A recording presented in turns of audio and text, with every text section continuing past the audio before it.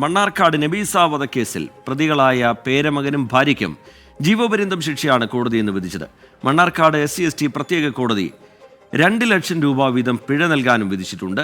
ദൃക്സാക്ഷികളില്ലാതിരുന്ന കേസിൽ ശാസ്ത്രീയ തെളിവുകളാണ് നിർണായകമായത്.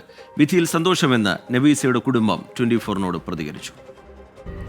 അന്തിമവാദം കേൾക്കലിൽ പൊട്ടിക്കരഞ്ഞുകൊണ്ട് രണ്ടാം പ്രതി ഫസീല പറഞ്ഞത് 12 വയസ്സായൊരു മകനുണ്ട്, അനുഭാവപൂർവ്വം കോടതി പരിഗണിക്കണം എന്നാണ്.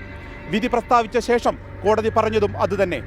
മകനുള്ളതുകൊണ്ട് അനാഥമാകുമല്ലോ ഈ മകൻ എന്ന് കരുതി ജീവപര്യന്തം ശിക്ഷയിൽ ഒതുക്കുന്നു എന്ന്. പുണ്യമാസത്തിൽ നടന്ന അതിക്രൂരമായ കൊലപാതകമെന്ന് പ്രോസിക്യൂഷൻ വാദിച്ചു. പ്രായം കണക്കിലെടുത്ത് ശിക്ഷ കുറയ്ക്കണമെന്ന് പ്രതിഭാഗവും അന്തിമവാദത്തിൽ പറഞ്ഞു. വൈകിട്ട് 3 മണിക്ക് പ്രത്യേക കോടതി ശിക്ഷ വിധിച്ചു. നബീസയുടെ പേരമകനും 1-ാം പ്രതിയുമായ ബഷീറിനും ഭാര്യ ഫസീലയ്ക്കും ജീവപര്യന്തം ജയിൽ ശിക്ഷ. 2 ലക്ഷം രൂപ വീതം പിഴയൊടുക്കണം. പിഴയടച്ചില്ലെങ്കിൽ 2 വർഷം അധിക തടവ് അനുഭവിക്കണം. തെളിവ് നശിപ്പിച്ചതിന് ബഷീറിന് 7 വർഷം തടവും 25,000 രൂപ പിഴയും കൂടി മണ്ണാർക്കാട് SC/ST ജില്ലാ പ്രത്യേക കോടതി വിധിച്ചു. പിഴത്തുക നബീസയുടെ സംരക്ഷണത്തിലായിരുന്ന സംസാരശേഷിയില്ലാത്ത മകൾക്ക് നൽകണം.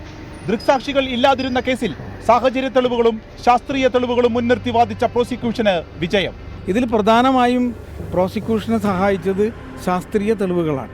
പ്രധാന വാദമുണ്ടായിരുന്നത് ഇത് ആത്മഹത്യയാണെന്നാണ്. ഈ ഒരു വ്യാജമായ ഒരു ആത്മഹത്യാക്കുറിപ്പ് പോലും ഈ പ്രതികൾ എഴുതി ചേർത്തിരുന്നു. സ്വയം പോയിസൺ കഴിക്കുകയാണെങ്കിൽ അത് സ്റ്റൊമക്കിലേക്കാണ് എത്തിച്ചേരുക. ഇവിടെ സംഭവിച്ചിട്ടുള്ളത് ഇസോഫാഗസിലേക്കും അതുപോലെ തന്നെ ശ്വാസകോശത്തിൻ്റെ മറ്റ് ഭാഗങ്ങളിലേക്കും എത്തിയിട്ടുണ്ട്.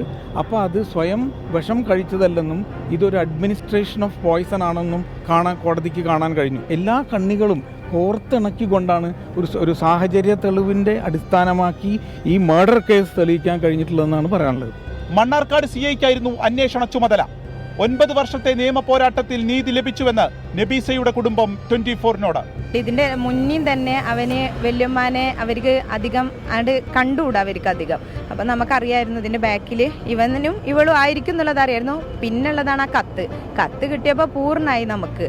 പിന്നെയാണ് അവർ കുറച്ചു കാലം ജയിലിൽ കടന്നു. പിന്നെ അവരെ ഇറക്കാനുള്ള ആൾക്കാർ അവരുടെ അടുത്ത് ഉണ്ടായിരുന്നു. അവരങ്ങനെ ഇറങ്ങി. പിന്നീടാണ് നമ്മൾ ഇതിലേക്ക് മൂവ് ആയത്. അവൻ തുടങ്ങി വെച്ചിട്ടുള്ളൂ പറഞ്ഞു. അവള് പറഞ്ഞു അടുത്തത് നിനക്കാണ് എന്നുള്ളത്. അത്രയേ ഉള്ളൂ ഉണ്ടായിരുന്നത്. അപ്പം നമുക്ക് പേടി തന്നെയാണ്. കാരണം ഇവരിഞ്ഞ് ചിലപ്പോൾ ഒരു 6 വർഷമോ 7 വർഷമൊക്കെ കഴിഞ്ഞാൽ അവർ പുറത്തിറങ്ങി കഴിഞ്ഞാലും ഇവരെന്തായാലും ഇത് ചെയ്യുന്നുള്ളത് ഉറപ്പാണ്. 2016 ജൂൺ 24-നാണ് വീട്ടിലേക്ക് വിളിച്ചു വരുത്തി 71 വയസ്സുള്ള നബീസയ്ക്ക് ചീരക്കറിയിൽ വിഷം കലർത്തി നൽകിയത്. ഇത് വിജയിച്ചില്ലെന്ന് കണ്ട് ബഷീറും ഫസീലയും നിർബന്ധിച്ച് വിഷം കുടിപ്പിക്കുകയായിരുന്നു. ഫസീലയ്ക്ക് 71 വയസ്സുള്ള നബീസയോടുള്ള വൈരാഗ്യമായിരുന്നു കൊലപ്പെടുത്താൻ കാരണം. 2 കവർച്ചാ കേസുകളിൽ പ്രതിയാണ് ഫസീല. നബീസയെ കൊലപ്പെടുത്തിയ ശേഷം ഒരു ദിവസം മൃതദേഹം വീട്ടിൽ തന്നെ സൂക്ഷിച്ചു. പിറ്റേ ദിവസം പുലർച്ചെ നായാടിപ്പാറയിൽ ഇരുവരുമെത്തി മൃതദേഹം ഉപേക്ഷിച്ചു. പിന്നീട് പോലീസിനെ വിളിച്ചതും മൃതദേഹം കാണിച്ചു കൊടുത്തതുമെല്ലാം ബഷീർ തന്നെ. പക്ഷേ അപ്പോൾ ചെയ്ത ഒരു അതിബുദ്ധി പ്രതികളിലേക്ക് പോലീസിന് വേഗമെത്താൻ ചൂണ്ടുവിരലായി മാറി. എഴുത്തും വായനയും അറിയാതിരുന്ന നബീസയുടെ പേരിൽ പ്രതികളുണ്ടാക്കിയ വ്യാജ ആത്മഹത്യാക്കുറിപ്പ് ഈ കേസ് തെളിയിക്കുന്നതിൽ വഴിത്തിരിവായി നിർണായകമായി. ഇനി ജയിലിലേക്ക്. അർഷക്കിനൊപ്പം വിപിൻ C. വിജയൻ, 24 മണ്ണാർക്കാട്. പൊതുജനം കഴുതയല്ല സാർ.